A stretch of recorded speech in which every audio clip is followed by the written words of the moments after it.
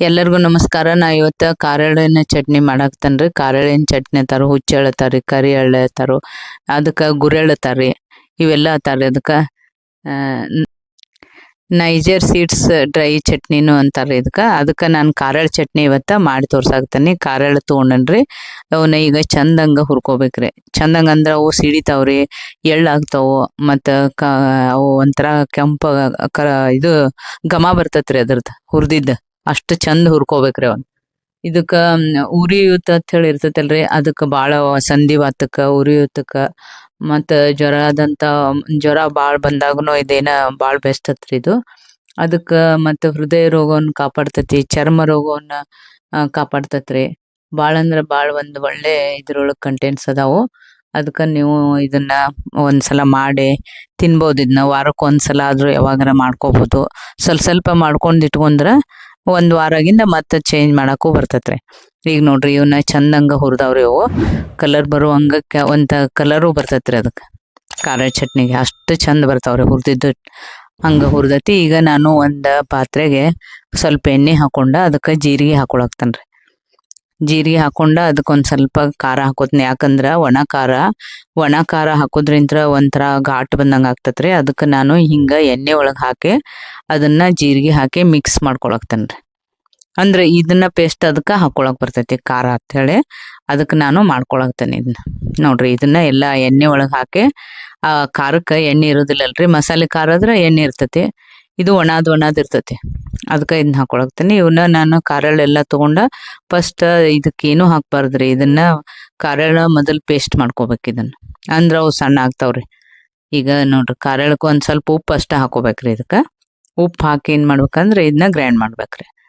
ಉಪ್ಪ ಒಂದ್ ಸ್ವಲ್ಪ ರುಚಿಗೆ ತಕ್ಕಷ್ಟು ಚಂದಂಗ ಚಟ್ನಿ ಇರ್ತೈತಲ್ರಿ, ಸರಿಯಾಗಿ ಉಪ್ಪು ಹಾಕೋಬೇಕ್ರಿ. ಅದಕ್ಕೆ ಸರಿಯಾಗಿ ಉಪ್ಪು ಹಾಕೊಂಡ ಅದನ್ನ ಗ್ರೈಂಡ್ ಮಾಡ್ಕೊಂಡ್ ಬರ್ಬೇಕ್ರಿ.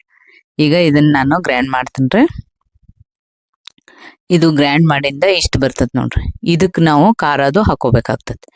ಈ ಗ್ರೈಂಡ್ ಆತಲ್ರಿ ಅದು ನೋಡ್ರಿ ಎಷ್ಟು ಚಂದ ಹುರಿದಿದ್ದಕ್ಕ ಚಟ್ನಿದ ಘಮ ಹೆಂಗ್ ಬರ್ತದ ನೋಡ್ರಿ, ಭಾಳ ಮಸ್ತ್ ಇರ್ತೈತಿ.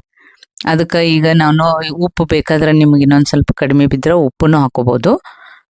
ಈಗ ನೋಡ್ರಿ, ಅದಕ್ಕೆ ಒಂದ್ ಸ್ವಲ್ಪ ನಾನು ಇನ್ನೊಂದ್ ಸ್ವಲ್ಪ ಉಪ್ಪು ಹಾಕೊಳಕ್ತೇನೆ, ಜಾಸ್ತಿ ಏನಿಲ್ಲ. ಅದಕ್ಕೆ ಉಪ್ಪು ಒಂದ್ ಸ್ವಲ್ಪ ಹಾಕೊಳಕ್ತೇನೆ. ಈಗೇನ್ ನಾವು ಖಾರ ಎಣ್ಣೆ ಒಳಗೆ ಮಾಡಿದೇವಲ್ರಿ, ಆ ಖಾರ ಹಾಕೊಳ್ಳೋದ್ರಿಂತ್ರ ಏನಾಕತ್ತಂದ್ರ ಘಾಟ್ ಬರಂಗಿಲ್ಲ, ಈ ಚಟ್ನಿ ಮಸ್ತ್ ಆಗಿರ್ತೈತ್ರಿ. ಅದಕ್ಕೆ ನಾನು ಈ ಥರ ಅದಕ್ಕೆ ಖಾರ ಹಿಂಗೆ ಮಾಡಿ ಹಾಕೊಳಕ್ತೇನ್ರಿ. ಇದ್ರೊಳಗೆ ಜೀರಿಗೆ, ಖಾರ, ಎಣ್ಣೆ ಎಲ್ಲ ಹಾಕಿರ್ತೀವಲ್ರಿ. ಈಗ ಬೇಕಾದ್ರೆ ನಾವು ಅದು ಎಣ್ಣೆ ಒಳಗಿನ ಖಾರ ಸ್ವಲ್ಪ ಬೇಕಾದ್ರೆ ಮತ್ತು ಒಣ ಖಾರನು ಹಿಂಗೆ ಹಾಕೋಬಹುದು. ಅದಕ್ಕೆ ಎಷ್ಟು ಬೇಕಷ್ಟು ಕಡಿಮೆ ಬಿದ್ರೆ. ಬರೀ ಅದನ್ನ ಅಷ್ಟು ಹಾಕಿದ್ರು ಒಂಥರ ಮಿಜ್ಜಿಗತೆ ಆಗ್ತೈತದು. ಅದಕ್ಕೆ ನಾನು ಹಿಂಗ ಇದಷ್ಟು ಖಾರ ಹಾಕಿ ಅದ್ರ ಆಯಿಲ್ ಜೊತೆ ಕೂಡ್ತೈತೆ ಅಂತ ಹೇಳಿ ನೋಡ್ರಿ. ಈಗ ಅದಕ್ಕೆ ಎಣ್ಣೆ ಹಾಕಿದ್ದು ಖಾರನೂ ಸ್ವಲ್ಪ ಹಾಕೈತ್ರಿ, ಒಣ ಖಾರನೂ ಸ್ವಲ್ಪ ಹಾಕೈತಿ. ಅದಕ್ಕೆ ಚಟ್ನಿ ಮಾತ್ರ ಮಸ್ತ್ ಬಂದೈತಿ ನೋಡ್ರಿ. ಎಷ್ಟು ಮಸ್ತ್ ಬಂದಿರ್ತೈತಿ ಚಟ್ನಿ. ಹಿಂಗ ಅದಕ್ಕೆ ಚಟ್ನಿಗೆ ಇದು ಈ ಪದ್ಧತಿ ಪ್ರಕಾರ ನೀವು ಚಟ್ನಿ ಮಾಡ್ರಿ, ಮಸ್ತ್ ಆಗಿರ್ತೈತಿ. ಇದಕ್ಕೆ ಬೆಳ್ಳುಳ್ಳಿನ ಹಾಕಿದ್ರೆ ಇನ್ನೂ ಟೇಸ್ಟ್ ಬರ್ತೈತೆ. ಈಗ ನೋಡ್ರಿ, ಇದಕ್ಕೆ ಬೆಳ್ಳುಳ್ಳಿ ಹಾಕಿ ನಾನು ಲಾಸ್ಟಲ್ಲಿ ಇದನ್ನ ಗ್ರೈಂಡ್ ಮಾಡಿಬಿಡ್ತೀನಿ. ಭಾಳ ಅಂದ್ರೆ ಭಾಳ ಘಮನೂ ಐತ್ರಿ, ಚಟ್ನಿ ಸೂಪರ್ ಆಗೈತಿ.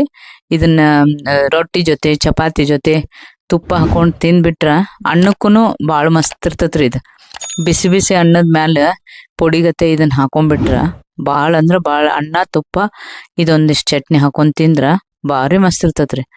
ಅದಕ್ಕೆ ಈ ಚಟ್ನಿ ಭಾಳ ಅಂದ್ರೆ ಭಾಳ ಒಂದು ಒಳ್ಳೆ ಪೋಷಕಾಂಶಗಳಿಂದ ಇರುವಂತ ಚಟ್ನಿ ಐತಿ.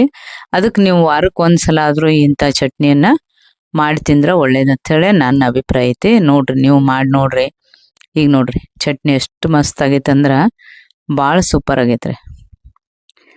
ಘಮನೂ ಹಂಗ ಐತಿ ಅದ್ರದ್ದು, ಮತ್ತು ಖಾರ ಉಪ್ಪುನು ಕರೆಕ್ಟ್ ಆಗೈತೆ.